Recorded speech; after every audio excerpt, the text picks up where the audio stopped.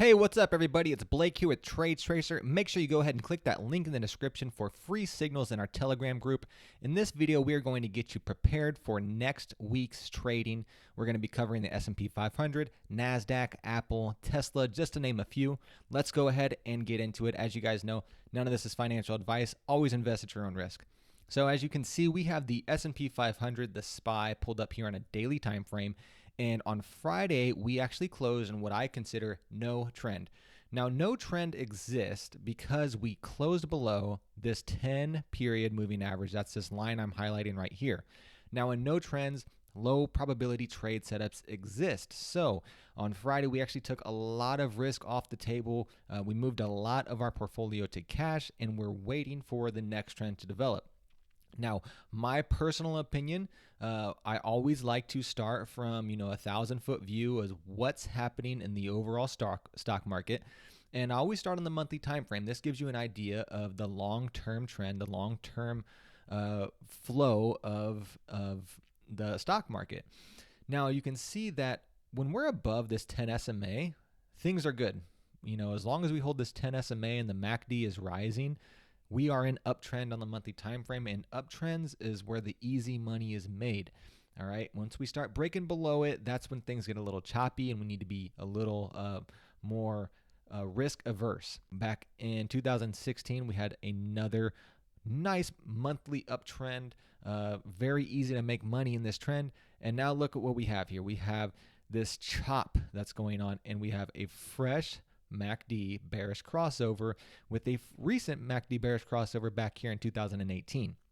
Now you can see we have confirmed technically a downtrend on the monthly time frame because we have one candle breaking below the 10 SMA and another candle following through, closing lower than the candle that broke that 10 SMA. In order to get out of the downtrend on a monthly time frame, we are going to have to reclaim basically the 300 area on the S&P 500. So until we can get back above that 300 level, that's when I will really start to get aggressive and use a lot of leveraged ETFs to really make up some of these losses that the S&P has made. Now, the monthly time frame, as you know, downtrend. All right, so time to be cautious. Now we go to the weekly. Now the weekly chart, once again, above this blue line, we're in uptrend. Things are moving nicely. Below it, things start to get rough. So 3 weeks ago, in the middle of April, we had this very powerful candle that pierced above the 10 SMA, and things started to look a little more bright than they used to. All right, had a doji candle the next week, and this past week, I'm not gonna lie, guys, this is an inverted hammer. Okay, that is not a good candle. From a bullish perspective, price came up here, got rejected, and hammered back down below this candle that broke above the 10-period moving average on the weekly time frame. I would have loved to see us hold that 87.30 level. Now, if you follow me in Telegram, you know that I said, hey, 87.30 is the price strength confirmation. This is where I'm getting this, all right? 87.30 was the week's candle that broke above the 10 SMA. Above that, we're in uptrend. On the weekly time frame, things look good. So this week, we actually did move past that, and things started to look really good. And then on Thursday and Friday, especially Friday, we got hammered, sold off, closed below that price strength confirmation on the weekly time frame. So if you think about it, we want to make sure that we're trading in agreement with the overall market. So if the market is in downtrend, we want to be positioned for lower prices. Uptrend, positioned for higher prices. It's simple, okay? Now, in order to put those odds in our favor, what we need to do is we need to have time frame alignment. So when I say that, I mean alignment on the monthly, the weekly, and the daily time frame. So on the monthly, we're in downtrend, all right? The weekly doesn't look too strong. We just had this very bearish candle, and we're in no trend. And if I was a betting person, if we start to lose last week's low, we're probably going to come back and test these areas down here. So no trend on the weekly, downtrend on the monthly. Now let's move to the daily time frame, talking about time frame alignment. Now, if you follow in Telegram, if you're a premium member, You have access to all of my trades. I'm 100% transparent. I literally take a screenshot of when I enter and exit trades and give you explanations as to why I'm entering a trade or why I'm exiting a trade. So if you're interested in receiving those signals, make sure you click the link in that description and go ahead and get in our group. Now, we are in a no trend on the daily time frame because we are closing below this 10 period moving average and the MACD is starting to roll over. Now, on the 4-hour chart, we're already in downtrend, but I like to stay on the daily because that's how we swing trades. Now, I want to show you some drawings that I've had. So this is the uptrend line from these recent lows. We broke below that uptrend line on Friday, all right? And if we have these Fibonacci retracement from the peak highs, all-time highs, to this bottom low that we made on March 23rd, the 618 Fibonacci retracement is this 293, 294 area, and we got rejected at that 618, all right? So this is a signal that we had a nice retracement, and it's probably a good time to take some profits from this uptrend because guess what? In the monthly and the weekly time frames, we are in downtrend and no trend. Okay, so be cautious, take some profits.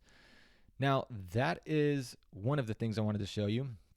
Another thing I wanted to show you is this really cool tool called the Anchored VWAP.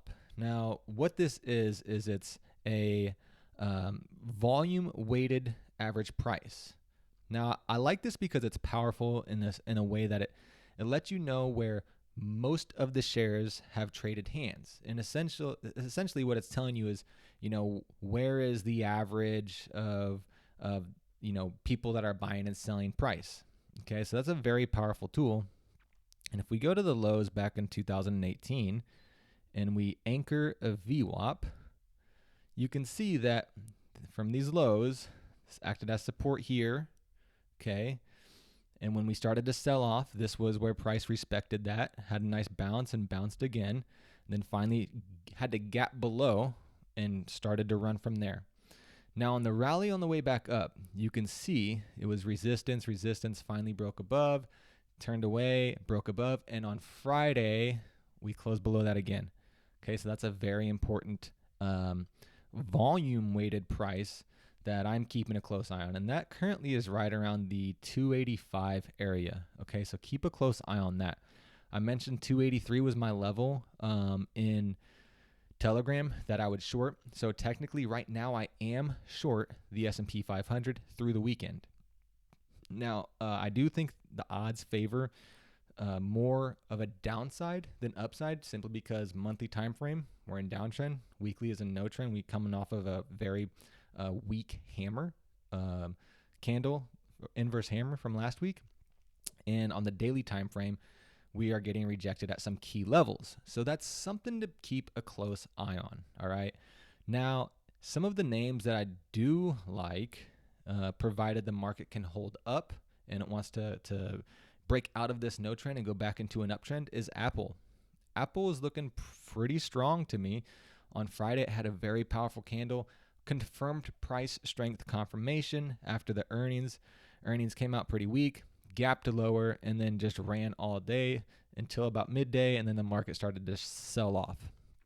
Okay, so Apple still is holding the 10 SMA, has a MACD bullish crossover, and on Friday it did look like it wanted to run. So I'm expecting that if the market does run, Apple is going to be one of the names that leads, which is why I'm currently long Apple and short the S&P 500. A little bit of a hedge there. Now, Amazon, I hate to say it, but Amazon is now in a downtrend on the daily time frame. So keep a close eye on Amazon. It's had a parabolic run and made new all-time highs, and now it's coming back. And I do expect it to come back and test some previous highs, and that would be a constructive breakout, retest, and then run. That's a very constructive price pattern. So keep a close eye on Amazon. I think it's done for now, but once again, if the market picks back up, I think that'll be a leader as well. Now, Tesla. Tesla is an interesting name. If you guys follow Elon Musk on Twitter at all, Elon was having a breakdown on Friday, saying all types of crazy stuff, saying, he thinks the stock price of Tesla is too high, saying he's selling all physical assets. He will not own a house. just kind of going off the deep end. And there were some pretty funny memes that were going around. Was Elon abducted by aliens? And other people saying, hey, just tell people that your Twitter was hacked. You're destroying everybody's position that invested with your company. Some crazy stuff happened, but Tesla is looking like it wants to come back and test some of these prices down here. Volume weighted average by price. This is another one that I like, and you can see most of the shares that traded hands were right in this 200 range, 230 range. So it's got some room to run down here before it falls into some support. So keep a close eye on Tesla. Now gold is one thing I want to cover. GDX does look like it's still holding this breakout area of the 158, but it is looking like it's a little choppy. It's a little tired, so keep a close eye on that. But one of my favorite names, and those of you that have followed me for a while, you guys know that I like crypto. And Bitcoin is looking like it's really ready to make a move here. And I say that because let's go ahead and pull up a weekly time frame. Now, on the weekly time frame, we have what I consider rules to trade, or in my group, I just abbreviate it RT. When I have RT, I'm getting long. Because when this happens, we have a fresh MACD bullish crossover on the weekly time frame, and we have price strength confirmation, 2 candles closing above the 10-period moving average with price closing above the previous candle's high. That's good enough for me to go ahead and get long. So I am long Bitcoin right now. I do think it's getting ready to make a nice run. So I am invested in crypto at the moment. So I hope this video was educational for you guys. If you like it, make sure you go ahead, like it, subscribe to the channel. And finally, make sure that you go ahead and get some free signals, okay? Hop in Telegram, click the link in the description, everything I give away. So I hope you guys enjoyed it, and I'll see you again soon. Take care.